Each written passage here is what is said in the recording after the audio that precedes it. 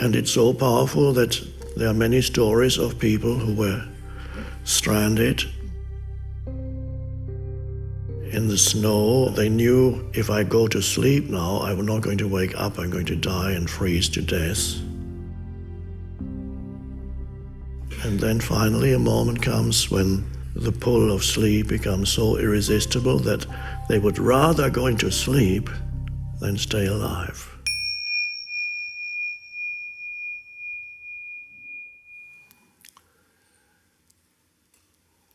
If you're jet-lagged, you might feel a wave of tiredness pulling at you. Tired, it's a strange thing. We think we know what we're talking about because we're so familiar with it. Everybody gets tired and everybody sleeps. But if you were not familiar with it, you just arrived here from some other place or dimension where people don't sleep, or where there are no people but other beings, it would be quite amazing that everyone, every night, goes into sleep, which has both the dream state and, of course, it has the dreamless state. And in the dreamless state, you just disappear completely. And of course, the dream state is recognized when you look at somebody who is asleep, or when you look at your dog or your cat. You can recognize immediately that they are dreaming because of the movement of their eyelids. If you have a dog or a cat, it's just fascinating to watch them asleep, and then suddenly they go, or their face twitches. With cats, the whiskers go, and with dogs, sometimes they can be even little barks. Our dog used to emit little noises that were dream barks, so it would go like, and then the legs go twitching too, so he must be running in his dream. And we do the same, well, except the barking.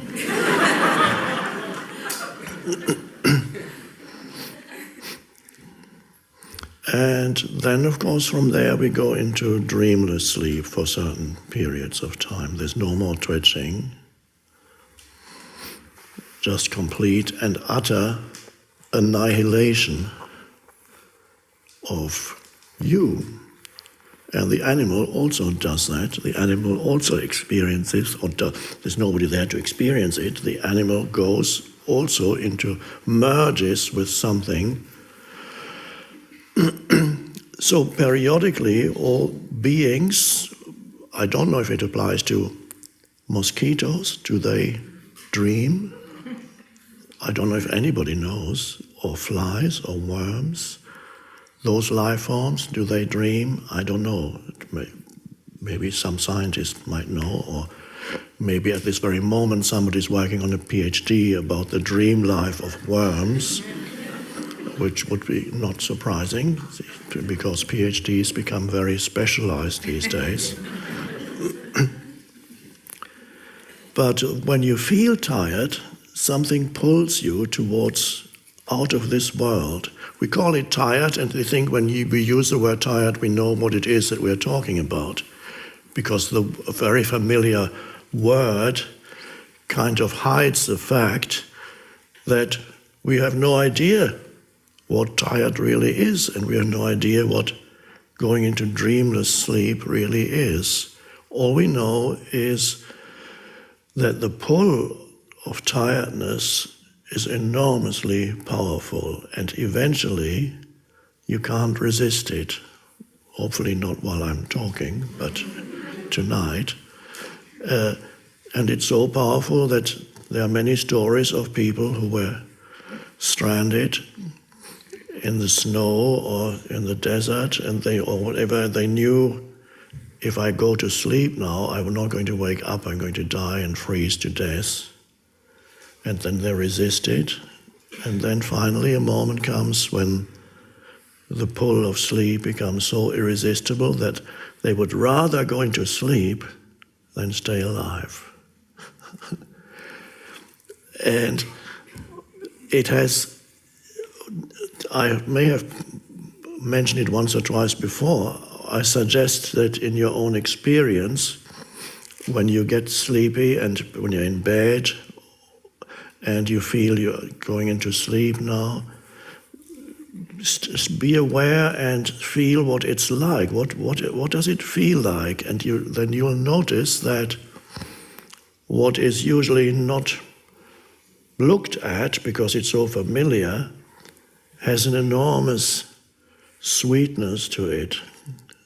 When you're approaching sleep and you're in bed, that is, the attraction of sleep is so sweet. And of course, at that moment, you forget all your troubles. Mind activity subsides, and then it goes, ah. And then at the last moments, ah. And it pulls you. And then you enter first probably the dream state, and then you go.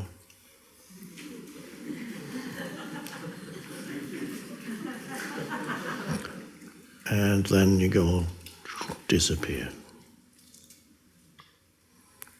So everybody goes out of existence every night for certain periods of time, although in that dimension there probably is no time. And everybody needs to and wants to go out of existence every night. And if you didn't, you would go insane. If you're sleep deprived, eventually you start to hallucinate, you start to have hallucinations instead of dreams, and then finally you would go insane. So we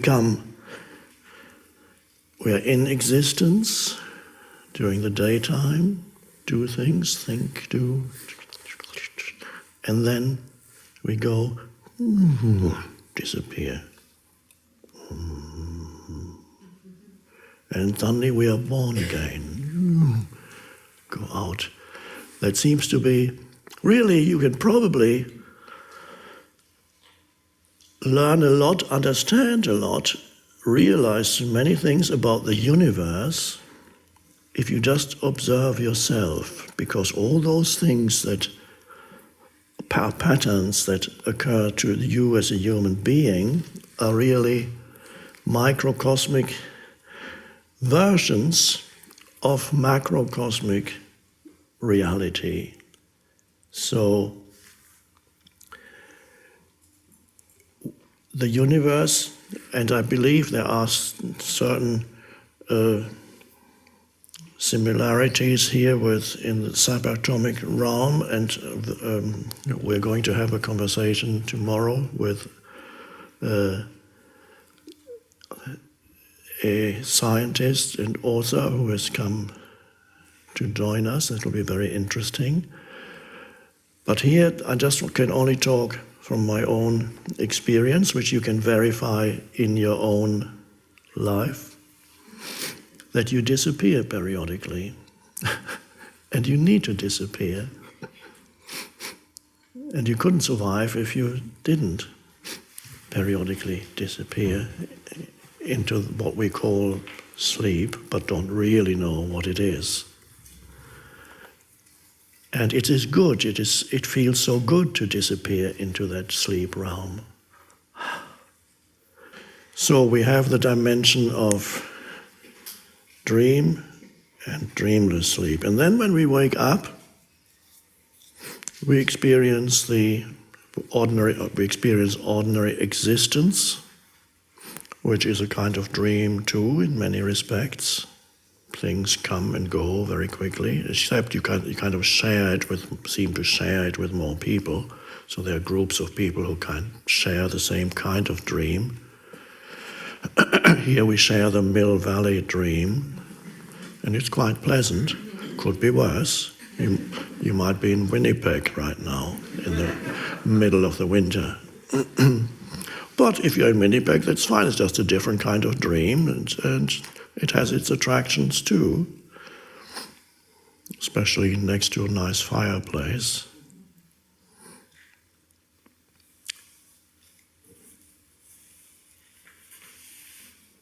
There is an equivalent of dreamless sleep in our ordinary existence, but most people are not aware of that, and that is a dimension of consciousness that is possible for human beings, that has certain similarities with dreamless sleep. And although spiritual teachers and so on have spoken about it and pointed to it for a long time, thousands of years, it still is not common knowledge that there's a potential in every human being for realizing within him or herself a state of consciousness that is deeper, infinitely deeper than the ordinary state of thinking and doing normal life. I sometimes call that state spaciousness, inner spaciousness, or sometimes call it presence or stillness. In Indian spirituality, India, they have a word for, they have been talking about it, they have a term for this, they call it the fourth state of consciousness, Turiya, which is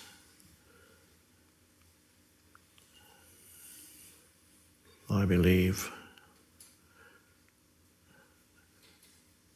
you have dreamless state, dreamless sleep, you have the dream state, you have ordinary wakefulness, and then you have the fourth state, which most humans don't know that it's there for them. They don't know. And that is the greatest, one could almost say, yes, tragedy of a human life is to miss that the possibility that there is in a human life to realize that fourth state of consciousness. There is an assumption by spiritual seekers, even in India, and anybody who hasn't realized it for themselves or even had glimpses of it, there's an assumption that that fourth state is extremely hard to attain, and you need countless years of spiritual practice or countless lifetimes to finally achieve the fourth state of consciousness. And that belief actually prevents you from realizing it within yourself, because that state of spaciousness is already in you all the time. So if you have the belief that it's something that you need to achieve at some future point, that belief, that thought would continuously prevent you from realizing it now. Because you mentally will always project, and then you say, I'm going to meditate because I want to achieve at some point the fourth state.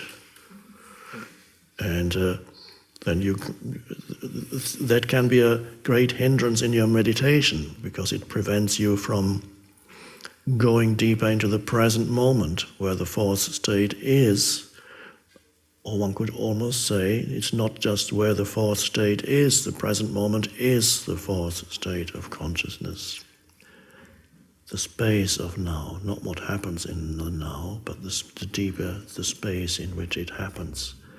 The background to your life is continuously there, and continuously also often seeps through one thought, in between two thoughts. You go 3 seconds. For 3 seconds you are free of yourself, and you might look at something and or whatever it is, or just experience a moment of peace and aliveness. And then, of course, you get drawn back into thinking. And then at another time, a little space comes in again, when you're maybe all kinds, when you're tasting something. Perhaps there's just the perception of the taste without any mental interference, just an aware presence behind the sense perception. And then you notice that the state is always there. Every thought exists in that space, is only a wave movement in the space. And so it's not something that you need to attain, as if you didn't have it, but because it's already here, it is essentially who you are. It is intrinsically one with the essence of your being. And if you don't know that, then your life is very limited to just a little person with no transcendent dimension to your life whatsoever. And so here we are in order to deepen our realization of inner spaciousness. That's all. It's so you realize something that is already here, rather than needing to look for it. So why do you often not realize it? Because you overlook it. Just like the fish may overlook the fact that the fish is surrounded by water and starts looking for it. Where's the water? People keep talking about the water. And the more the fish looks, the less likely that it'll find the water.